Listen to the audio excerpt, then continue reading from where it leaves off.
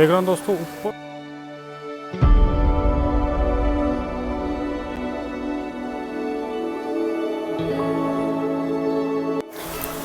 तो दोस्तों जिस टाइप से इन पत्थरों का साइज़ है ना, तो मुंबई एक ऐसा नगर जो कभी नहीं सोता। लेकिन क्या आप जानते हैं, इसी नगर के मध्य एक ऐसी जगह छिपी हुई है जहां 2000 वर्ष पुराने पत्थर आज भी सांस लेते हैं, जहां बिना बिजली के गुफाओं में शीतल हवा बहती है, जहां बिना सीमेंट के बनाई गई 109 गुफाएं 2000 वर्षों से अब तक जरा भी नहीं हिली। यह कोई फिल्म का सेट नहीं, यह है सच्चा इतिहास।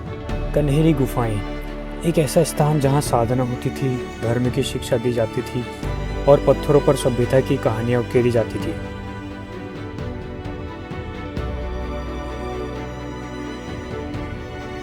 इस यात्रा में आप देखेंगे बौद्ध भिक्षुओं का रहस्यमय जीवन, शिलाओं में तराशी गई प्राचीन वास्तुकला और वह स्थान जहां प्रकृति, मौन और इतिहास एक साथ जीवंत है।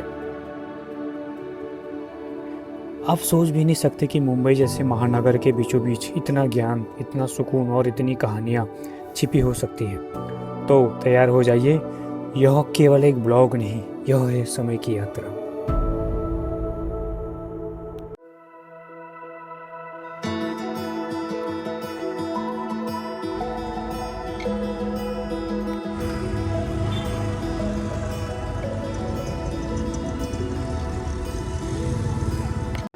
मैं बोरोल से निकलता हूँ तो मेरे काफ़ी पास ही है, तो बस पकड़ता हूँ।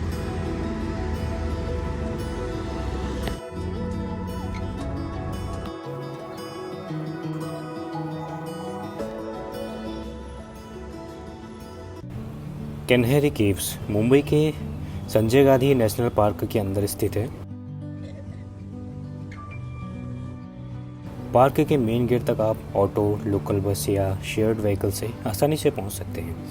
अगर बात करें वहां की एंट्री फीस की, तो पर पर्सन 103 रुपये है वहां की एंट्री फीस। बस जो राइड है वह है 50 रुपये पर पर्सन। आप वहां से साइकिल भी कैरी कर सकते हैं 2 आवर्स के लिए। और तीसरा है ट्रैकिंग या वॉक। यहाँ पहली बार पहुंचा हूँ तो थोड़ा मदद ली। गेट के बाद एक छोटी सी बस राइड आपको केव्स के बेस तक ले जाती है। रास्ते पर हर तरफ जंगल, पूरी हरियाली और बारिश का सुकून।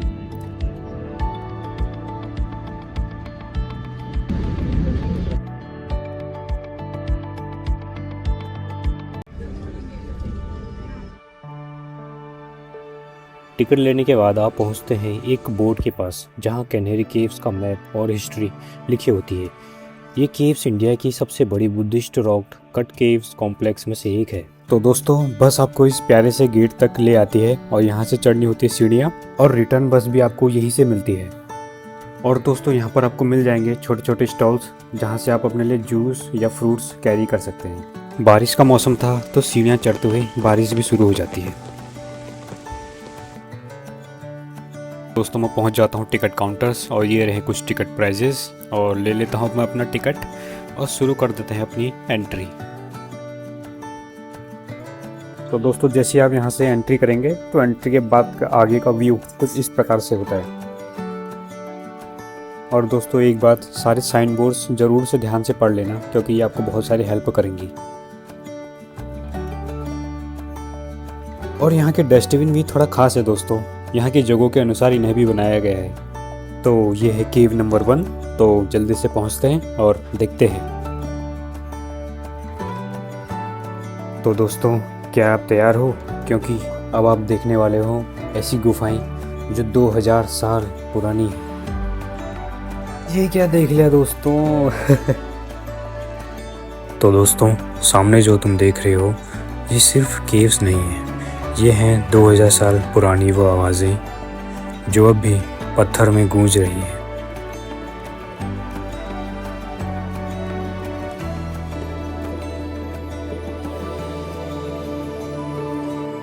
यहाँ आकर लगता है तुम अपनी ही खामोशी से मिल रहे हो।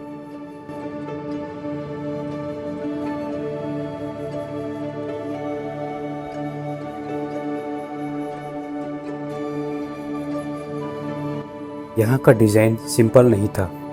रेन वाटर हार्वेस्टिंग सिस्टम था। पानी को केव रूफ से स्टोन टैंक तक ले जाते थे, सदियों पहले, वो भी बिना मशीन के। 2000 साल पुरानी खामोश कहानियाँ जो चट्टानों पर लिखी गई थी। ये केव्स बुद्धिस्ट मॉन्क के ध्यान और तपस्या के लिए बनाई गई थी। लगभग 110 केव, कुछ छोटी जहाँ वे रहते थे जिन्हें विहारास कहा जाता है, और कुछ बड़ी चैत्य हॉल जहाँ कलेक्टिव प्रेयर होती थी।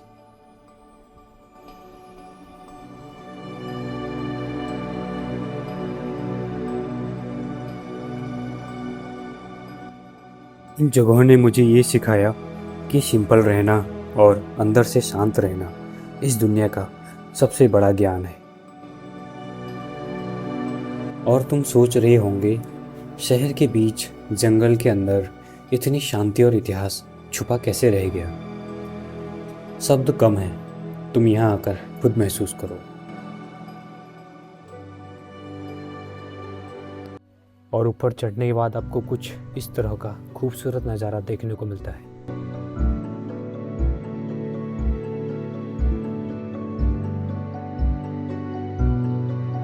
ऊपर एक व्यू पॉइंट है, तो वहां से आप बस आगे का एक नज़ारा देखो।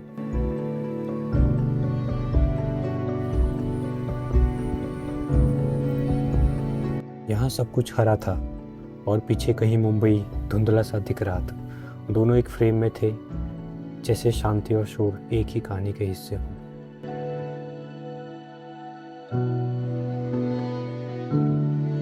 दोस्तों, इतनी ऊंचाई पर आकर हरियाली और शांति तो दिल को सुकून ही दे रही थी, लेकिन एक चीज़ जो सबसे ज़्यादा मेरे दिल को सुकून दे गई, और वो थी यहाँ की शुद्ध हवा जो हर क्षण हर पल मेरे अंदर तक मुझे छू रही थी। लोग जो हैं बड़े दूर दूर गए हैं फ़ोटो खींचने के लिए, और यहाँ पर भी देखो शूटिंग चल रही है।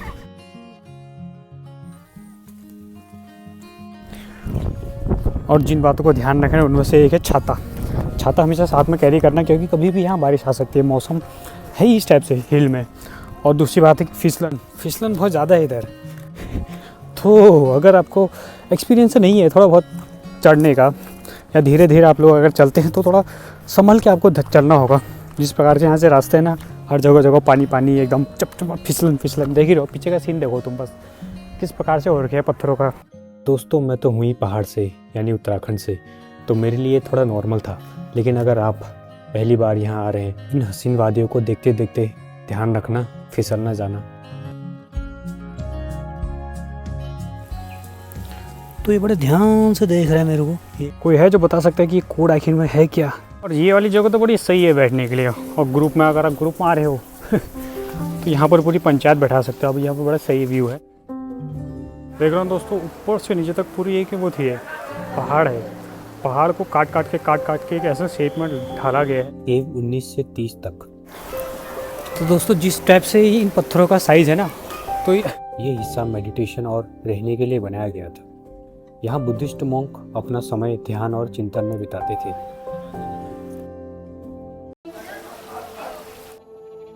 छोटे छोटे मछलियाँ दिख रहे होंगे दोस्तों आपको। ये सफ़र इतना भी लंबा नहीं था, लेकिन जो सिखाया वो ज़िंदगी का सफ़र के लिए काफ़ी है। कैनहरी ने बताया, सन्नाटा भी एक शिक्षक हो सकता है, और पत्थर भी कहानियाँ कह सकती हैं। अगर आप थोड़ी देर के लिए रुक जाएं, तो रास्ता खुद बोलने लगते हैं। तो चलिए, कुछ और मोड़, कुछ और कहानी, कुछ और सफ़र हमारा इंतज़ार कर रहा है, क्योंकि असली मज़ा मंजिल में नहीं, उस रास्ते में है जहाँ हम खुद को पाते हैं।